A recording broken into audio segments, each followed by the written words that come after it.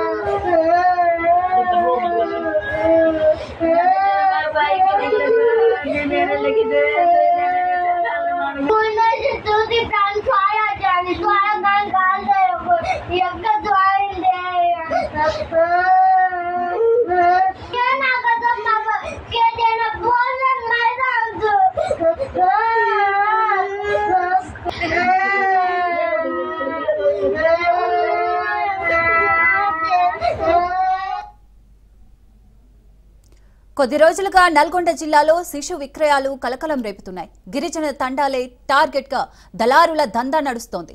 ఏపీకి గుట్టు చప్పుడు కాకుండా శిశు విక్రయాలు జరుగుతున్నట్లు సమాచారం.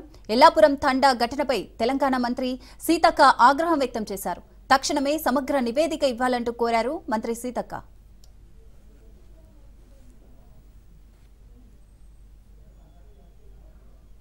శిశు విక్రయం జరిగిందని తెలిసిన వెంటనే ఈ తండాకు వచ్చాము. అక్కడ అంగన్వాడీ టీచర్ సెంటర్లో ఉన్న రికార్డును వెరిఫై చేయగా 2018లో వలస వెళ్ళిందని టీచర్ చెప్పారు. ఇప్పుడు వాళ్ళు ఎక్కడుండ్రని ఎంక్వైరీ చేయగా వాళ్ళ తల్లిగారు ఊరు పెద్దగూడెం మండలంలో ఊరబాయి తండాలో ఉన్నది. అక్కడ సూపర్వైజర్ని పంపిస్తే ఉన్నదని చెప్పారు. పాప ఏదమ్మని అడిగితే ఏం చెప్పట్లేదు. శిశు విక్రయము రైట్గా పోషించే స్తోమత లేక 10 రోజుల పసికందును అమ్మకానికి పెట్టారు తల్లిదండ్రులు. దీనిపై వాళ్ళ అక్కలు చెల్లిని అమ్మొద్దంటూ రోధిస్తున్న దృశ్యాలైతే మనం చూస్తున్నాం. దీనిపైన సీతకు కూడా స్పందించినట్లుగా తెలుస్తోంది. దీనికి సంబంధించి మరిన్ని డీటెయిల్స్ పుల్లారావు అందిస్తారు. పుల్లారావు, యాక్చువల్గా నల్గొండ జిల్లాలో ముఖ్యంగా గిరిజన తండా ప్రాంతాల్లో శిశు విక్రయాలు అనేవి గత కొన్ని సంవత్సరాలు కూడా యథేచ్ఛగా కొనసాగుతున్న నేపథ్యం అయితే ఉంది. ఎప్పుడైతే ఈ యొక్క తండాలలో శిశు విక్రయాలు కొనసాగుతున్నాయో వీటిని ఆపాలన్న ఉద్దేశంతో ప్రభుత్వం అదేవిధంగా అధికారులు అనేక రకమైన ఆంక్షలు విధించినప్పటికీ అదేవిధంగా చట్టాలు తీసుకొచ్చినప్పటికీ కూడా ఈ శిశు విక్రయాలు మాత్రం ఇప్పటికీ కూడా కొనసాగుతున్న నేపథ్యం అయితే ఉంది. ఇదే సమయంలో గత 10 రోజుల క్రితము నల్గొండ జిల్లా తిరుమల సాగర్ మండలం ఎల్లాపురం తండా గ్రామంలో ఒక శిశు విక్రయం జరిగిందని చెప్పేసి ఒక విషయం మాత్రం వెలుగులోకి రావడం జరిగింది. ఎల్లాపురం తండకు సంబంధించినటువంటి పార్వతి తనకు సంబంధించి గతంలోనే తనకు 3 ఆడపిల్లల సంతానం కలదు. అదేవిధంగా 4వ సంతానంకు సంబంధించేసి వేచుడుగా 4వ సంతానం కూడా మళ్ళీ ఆడపిల్ల పుట్టడంతో సో ఆ పిల్లల్ని చారలేక ఆ గచ్చలేని పరిస్థితుల్లో విక్రయించారని చెప్పేసి కూడా ఆ యొక్క పార్వతి చెప్తున్న నేపథ్యం అయితే ఉంది. కాకపోతే సో ఈ విధమైనటువంటి సమయంలో పిల్లలను అమ్మాల్సిన అవసరం లేదు, దీనికి సంబంధించేసి అనేక చిన్నపిల్లలకు సంబంధించి సంరక్షణ కేంద్రాలు ఏర్పాటు చేశాము, అలా అప్పగించడం కూడా బాగుంటుందని చెప్పి ప్రభుత్వం చెప్పినప్పటికీ కూడా ఈ విషయానికి సంబంధించి ముఖ్యంగా ఎవరైతే ఈ విధంగా పిల్లలను సాగలేక బాధపడుతున్నారో వాళ్ళ యొక్క విషయాన్ని గుర్తించినట్టు కొంతమంది తల్లిదండ్రులు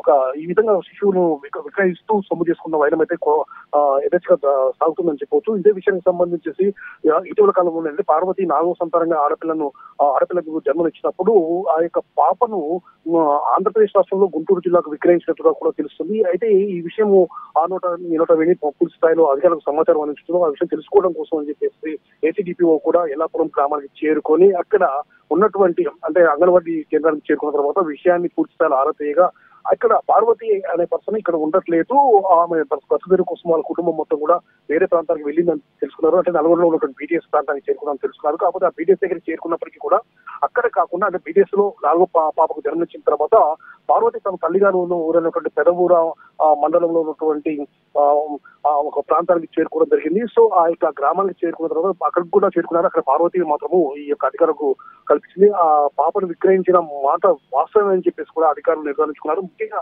ఎవరికి అమ్మారని చెప్పి విషయాన్ని అధికారులు ప్రశ్నించగా ఆమె దగ్గర నుంచి మాత్రము ఎలాంటి సమాచారం కానీ సమాధానం కానీ లేనటువంటి పరిస్థితి ఉంది. సో ఈ విషయానికి సంబంధించి మాత్రం అధికారులు చాలా సీరియస్ తీసుకున్నారు. అదేవిధంగా పోలీస్ యంత్రాంగం కూడా ఈ యొక్క విషయంపై పూర్తి స్థాయిలో దృష్టి సారించిన నేపథ్యం అయితే ఉంది. ఆ యొక్క శిశువును ఎక్కడికి విక్రయించారు, ఎవరికి విక్రయించారు అనే విషయంపై కూడా పోలీసులు కూడా ఆరా తీస్తున్నారు. ఇదే విషయము ఎప్పుడైతే మీడియాలో వచ్చిందో వెంటనే మంత్రి సీతక్క కూడా దీనిపై స్పందించిన నేపథ్యం అయితే ఉంది. ఎందుకంటే ఈ విధంగా శిశు విక్రయాలను పూర్తి స్థాయిలో ఆపాలని చెప్పేసి ప్రభుత్వం అనేక చర్యలు తీసుకుంటుంది. అయినప్పటికీ కూడా ఈ విధంగా శిశు విక్రయాలు ఏ విధంగా జరుగుతున్నాయి అంటే అధికార పర్యవేక్షణ లోపం ఉందా, అధికార పర్యవేక్షణ లోపం ఉండడంతో ఈ విధంగా జరుగుతుందని చెప్పేసి కూడా మంత్రి ఆగ్రహం వ్యక్తం చేసినట్లు తెలుస్తుంది. సో ఈ విధంగా విక్రయించినటువంటి ఆ యొక్క శిశువును ఎక్కడ ఉన్నా సరే వెంటనే తీసుకురావాలని చెప్పేసి కూడా అధికారులకు ఆదేశాలు జారీ చేసిన నేపథ్యం అయితే ఉంది. ప్రస్తుతం మాత్రము ఆ శిశువును ఎక్కడ విక్రయించారు, ఎవరికి విక్రయించారు అనే విషయంలో మాత్రం పోలీసులు మాత్రం ఎంక్వైరీ చేస్తున్నారు. అదేవిధంగా అధికారులు పూర్తి స్థాయిలో ఇదే విషయానికి సంబంధించి కూడా సమాచారాన్ని రాబడుతున్న నేపథ్యం అయితే ఉందని చెప్పవచ్చు. కాకపోతే ఈ సమయంలో ముఖ్యంగా పార్వతి చెప్పిన విషయం ఏంటంటే ఆల్రెడీ నాకు 3 ఆడపిల్లలు ఉన్నారు, 4వ కానుకగా కూడా ఆడపిల్ల జన్మించింది. సో ఈ సమయంలోనే 3 ఆడపిల్లను నేను సాధలేని పరిస్థితిలో ఉన్నాను. ఇప్పుడు కూడా ఈ పాప ఉంది కాబట్టి సాధ లేక ఈ విధంగా ఆమె చెప్తున్నారు. కాకపోతే ఆ పాపను ఆ శిశువును విక్రయించేటప్పుడు మాత్రము పార్వతికి సంబంధించినటువంటి 3 చిన్నారులు మాత్రము తల్లిని చాలా పరిమాడుకున్నటువంటి దృశ్యాలు కూడా అందరినీ కూడా కలిసివేస్తున్నాయని చెప్పవచ్చు. ఆ సమయంలో చెల్లిని విక్రయించొద్దు అంటూ ఆ పిల్లలు మాత్రము ఆ తల్లిని దీనంగా వేడుకుంటున్నప్పటికీ కూడా ఆ తల్లి మనసు కరగక ఆ శిశువును మాత్రం విక్రయించిన విషయాలు అయితే మాత్రము చాలా అందరికి కూడా ఒక రకమైనటువంటి బాధను గురి చేస్తున్న నేపథ్యం అయితే ఉంది. ఎందుకంటే ఆ పిల్లలు తన యొక్క చెల్లిని అమ్మొద్దు అని చెప్పి ఆ తల్లిని తాగే పడుతున్న దృశ్యాలు మాత్రం అందరికీ కూడా కంటతడి పెట్టిస్తున్న నేపథ్యం అయితే ఉంది. ఈ విషయానికి సంబంధించి మాత్రం మంత్రి సీతక్క మాత్రం చాలా సీరియస్ గా తీసుకుందని చెప్పవచ్చు. తప్పనిసరిగా విక్రయించినటువంటి శిశువును వెంటనే తిరిగి తీసుకురావాలని చెప్పేసి కూడా అధికారులకు మాత్రము ఆర్డర్స్ జారీ చేసిన పరిస్థితి ఉంది.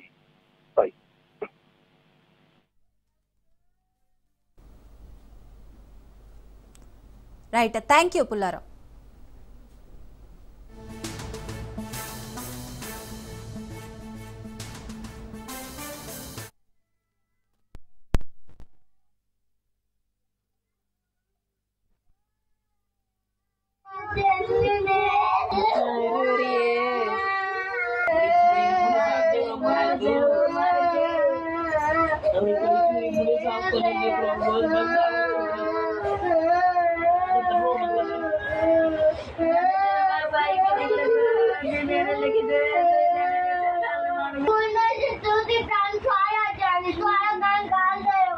Yang kedua ini